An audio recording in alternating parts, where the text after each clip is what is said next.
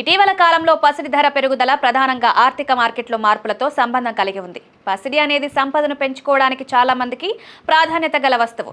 పసిడి ధరలు జాతీయ, అంతర్జాతీయ ఆర్థిక పరిణామాలు, సమీప దేశాల్లో జరుగుతున్న రాజకీయ పరిణామాలు, డాలర్ మారకం విలువతో అనుసంధానంగా పెరుగుతాయి.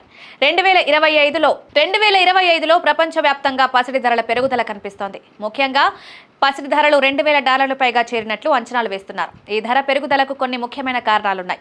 ప్రపంచ ఆర్థిక వ్యవస్థలో మార్పులు జరిగినప్పుడు ధరలు స్థిరంగా పెరుగుతాయి. ముఖ్యంగా వాణిజ్య యుద్ధాలు, జియో పాలిటికల్ ఇష్యూస్, వడ్డీ రేట్ల మార్పులతో పసిడి విలువ పెరుగుతుంది.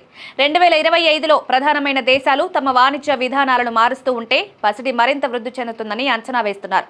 భారతదేశం ప్రపంచంలో పసిడి అత్యధికంగా ఉపయోగించే దేశాల్లో ఒకటి. ఉత్సవాలు, వివాహాలు, ఇతర సామాజిక కార్యక్రమాల కారణంగా పసిడి డిమాండ్ ఎక్కువగా ఉంటుంది. భారతదేశంలో పసిడి కొనుగోళ్ల అభ్యున్నతిని నమ్ముకునే అవకాశం ఉంది. అయితే గత వారం రోజులుగా బంగారం ధరలు విపరీతంగా పెరిగిపోతున్నాయి.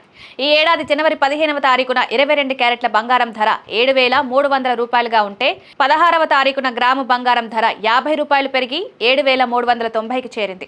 జనవరి 17వ తారీఖున ఏకంగా $60 పెరిగింది. జనవరి 20 తారీఖున 1 గ్రాము ధర $15 పెరిగి $7,450గా ఉంది. 21వ తేదీకి ఎలాంటి మార్పు లేకుండా నిలకడగా ఉంది. కానీ రేపటి ధర ఎలా ఉంటుందో తెలియదు.